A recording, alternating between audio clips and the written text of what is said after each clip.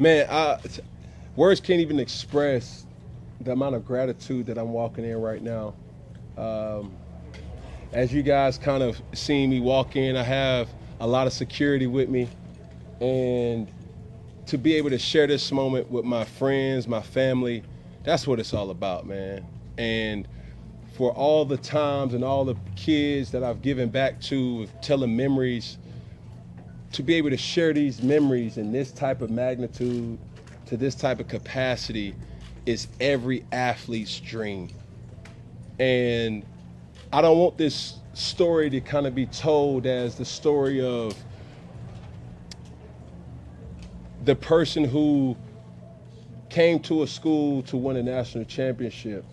I want this story to be told about every single person that deserves a second chance. I had the opportunity to speak to Coach Chiz this week, have a unbelievable relationship with the likes of Gus Malzahn, Trooper Taylor, Curtis Looper, and without those guys believing in me, there would not be a Cam Newton that you guys know today. So I'm forever grateful to the coaching staff. I'm forever grateful to the faculty and staff. But most of all, I'm forever grateful to Auburn University. We're going to start at the far right, Jason. Cam, when you think about your time, that time at Auburn, what comes to mind for you? What the overwhelming thought for you when you think about that time? It's a complex kind of question, especially, a person, like, it's a lot of new faces, but when I obviously look at you, you've seen me when I was in high school, and to kind of have covered me or to have known of me and to see me as a potential to, or what we would say a question mark, and now having a legacy of like an exclamation point, seeing individuals like yourself and seeing the figures that have been here for a long time, to see the ups, the downs, the hard times to, root for Auburn, and then the joyous times to root for Auburn. It's a lot, you know what I'm saying? Just to see former players, the Lee Zimbas, to see the Cody Burns, to see the Neil Cottles, to see so many other guys that just kind of rushed. So that season alone just wasn't just about winning. It was about believing in the unit. And I'm just so happy that we were able to bring Auburn a national championship, and we did it. Games like today, you've played plenty of games this backfield when you're at Auburn. What makes this place, this atmosphere so unique and so different? Well, I think that what everybody wants is, and that what we were able to do is use this atmosphere as an edge. And that's what the challenge will be for this team. And obviously Coach Freeze knows that. But this place is a difference maker. I've seen it for myself. I've been on sidelines where, when the defense is out there. And I know what it's capable of and what it can produce. Hopefully we'll be able to get to witness that tonight as well. Cam, you talked about talking to Gene Chisholm this week. What are kind of those conversations like, nowadays? And what's some of the best advice he's giving you? Man, I don't know the best advice, but the best opportunity was when he called me into his office to let me know that I was a starting quarterback. And having the opportunity to watch the documentary and seeing it and seeing those memories kind of come back, there was so much grace, there was so much patience, there was so much discipline inserted that everything wasn't just a shot of adrenaline in the arm. There were times where there were cries, there was frustration, there was arguments, but nothing more important than staying steadfast to what the common goal was, and that's to bring something to Auburn that hasn't been for a long time. Stand front row, right? Joe. Yeah. Joe. Where does today, you've done everything you possibly can in football, where does today stack up with the rest of the achievements that you've had in your football career? It's pretty cool. Getting a jersey retired, honestly, I don't think I'm old enough to really appreciate it. But to have my children here, for them to kind of see like, oh, that's daddy. You know what I'm saying? And a lot of people, I've said no to a lot of opportunities because I wasn't able to bring them. Every man, every parent does what they do to be able to allow their children to see them of what they've accomplished. So when we're walking around campus and when you see certain faces of excitement and joy and praise and you see your son and you see your daughter be able to witness that, it's like, yo, like y'all know him as Cam Newton. You know, some people Superman, Super Cam, but for them it's just like daddy. You know, and now it gives me a one up to be able to say, son, I done been here before. Baby, I know what discipline looks like. I didn't always do the right thing, but therefore I want you to be able to get what life can give you if you just commit to something. Second row. Cam, we talk about 15 years ago you came to this place not thinking that you could do what you did, but knowing that you've been able to do that, rack up all these accolades, break all these records, shatter all these records. Now to come back with your family full fold, have this moment. If there was a phrase or a word that encapsulated just all the raw emotion right now, what would that be? Every competitor can appreciate this, and it's not something that I read. It's not something that would require anything besides me wanting to be better than what was praised before me. When I came to Auburn, I had a simple idea. I want to be better than Bo Jackson. Simple, point blank, period. I wanted to be better than Bo. I knew how much respect that Bo Jackson garnered. I knew how much respect that Bo Jackson, you know, had while he was here. But there was something different that my challenge was. Did he win the house? Yeah, he won the house. Did he win football? Yeah, he won football games. But he didn't win a national championship. So I'm saying that to say that I'm challenging the next generation when they decide to come to Auburn, that somebody dares to say, I want to be better than Cam Newton. Yeah, he won a national championship. He didn't win two. Hello. You know what I'm saying? So that's just the phrase that when you first said it, you know, as a 21-year-old, you know, mind of a person that didn't necessarily know, but I just had an idea to say, I just want to be better than Bo Jackson. And me thinking it, but others understanding it, that's something that I can really appreciate. Front right, Julian. You kind of said it there in terms of be better than Bo, not just the accolades, national championship, but the respect, the person. For these future players, fans, if your kids there, what do you hope they see and take away when they see your name, think of your name? I'm not perfect. I'm a flawed individual, and the only thing that didn't make me different than, or that does make me, or didn't make me different, however, is I just didn't quit. I just didn't quit. You know, I had so many different people that come into my life that I would have been a fool not to learn from.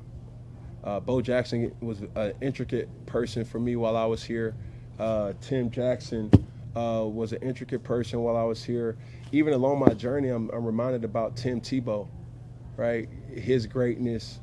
And, you know, when you get to a point where you kind of get a chance to just breathe and decompress, you look at the situation and you say, hey, I'm just a representation of a combination of a lot of things. And I just seized the moment with the opportunity that I had, right? And I don't believe in luck. I just don't. I just know that, you know, God put certain things on your heart and gives you opportunities, and it's going to be up to you to make the most of that opportunity. You don't get no do-overs when you're playing games like tonight. You don't get do-overs to say, oh, man, I'll catch you next time. Nah. It's either when that ball is in your hands to make a play, you have to make it. And I'm just lucky to be able to say that I made the plays when it needed to happen. We have a story about it. Cam, today obviously being the official jersey retirement, but you're still the last guy to wear two at Auburn. But for the last 15 years, they've kept that jersey. What are your thoughts thoughts about that? Like how it's, even though today's the big day, they've kept it as a special number that they haven't used since you left here. Yeah, that don't mean a lot of people haven't asked me, right? It was a joke, but yeah, I don't know. I appreciate that. I look back at it and he'll appreciate this. Aaron Savage was also, my lady asked me last night. She was like, "Yeah, I was looking at the documentary and I seen somebody else on the defensive side that had number 2 too." I was like, "Yep, see, you paying attention, you locked in. I like where you at. You focused." But Aaron Savage, he and I kind of shared the jersey. He unfortunately went down with an injury that year, so I took the helm, and we had our banter as he was recovering, where he would say, "What's up, 2?" and I would reply, "Hey, what's up, 2?" And I guess nobody else would wear 2 after us. So yeah. Stand left. Cam, what do you remember just about facing a Kirby Smart defense? Obviously, Auburn's got a challenge tonight facing the Kirby Smart defense. Yeah. Just what do you remember about that game? Well, Kirby was in Alabama, or the other team, right? But one thing that I can appreciate as a fan is those guys, and there's not a lot of coaches that have the ability to make okay guys or okay players play good, make good players play great, and make great players play elite. And that's what Kirby has been able to do during his stint at Georgia. And you see certain flashes and flares from Coach Freeze as well too, but it still comes down to the players. I don't coach, on a scale that these guys do, but I do give a lot of time back to trying to teach the game throughout the 707 wing of C1N for me. And you can have the best scheme, you can incorporate or implement as much as you think that your team can allow, but it inevitably comes down to the players making the play and taking it personal for their style of play. You go third row in the middle. Taylor. If you were in the locker room with this team, what would your message be to them before kickoff tonight? Man, I got to take a page out of, one of my former coaches, Coach Bill Belichick. Man, just do your job. We don't need one guy trying to do 11 people's jobs or 10 other guys' jobs. We just need 11 guys doing one job, all right? As a defender, if your job is the A gap, it's the A gap. If somebody makes a play because he went to the B gap, man, just be happy that that person made that play. But don't try to play hero ball. These games like this, it's not about the one-handed catches. It's not about the trick plays. It's not about, missed assignments and missed opportunities. It really comes down to, typically in every game, you're going to have upwards of about 45 to 50 plus plays a game. Thinking that it's going to come down to one play, I don't think so. So everybody has to understand with the 3 phases of football, offensively, defensively, and special teams, that every 11 individuals that go out there is focused on one assignment, and they got to do it at a high level. Jeff, you got Cam, of the games that you played in this stadium, for you, is there a moment or a game that stands out? Yes, a couple of them. But how much time y'all got? It's such a nostalgic, kind of thing. And I was looking outside. I'm like, man, it's a day to day, man. Not a cloud in the sky. Very brisk. It feels like fall. Feels like football weather, man. Not too hot, not too cold. The swag, right? I'm looking at everybody fashion, you know what I'm saying? Got the kids booing everybody with red, you know what I mean? That's what we do, right? Boo, right? Everybody locked in. So to be right here, a lot of people have said it, but I'll mention it as well too. Where else would you have rather wanted to be than right here in Jordan Air Stadium? the time for 2 more. Back right. Can you talk about Westlake and South Fulton and what influence that had on your life to get to this point where you are right now? Yeah, just Atlanta as a whole, it has produced a lot of elite talent. And I'm just grateful to be one of the ones that have got out to be able to be a beacon of hope for the younger generation. Anytime I get, free, that's me and my boys kind of thing. Like, we want to go and watch high school football. The kids are at a level now where, hey, Dad, where's Cam Coleman? Hey, where's Austin? Hey, where's, Arnold? Like, all these, players, from seeing them playing the video game to now seeing them in real life, they want to witness that. And to have came from Atlanta, the A, College Park, you feel me? Like, it's something that will be with me for the rest of my life as a badge of honor. Finish up back to Jack. Cam, the Auburn family has supported you throughout your college career, well into your pro career, and even after your football playing days. Just, if you have a message to the fans and of the Auburn, what would you tell them? Yeah. Thank you. There were times where I didn't even know the magnitude of my impact.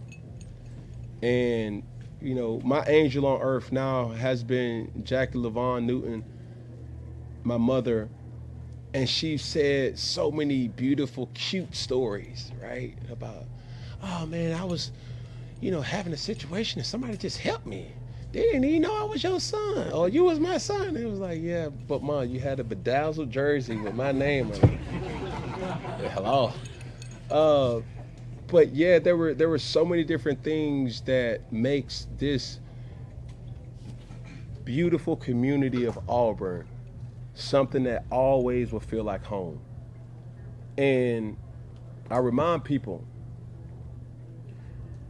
I gave Auburn 365 days of enjoyment, but Auburn gave me a lifetime of appreciation. Sounds like a fair deal to me.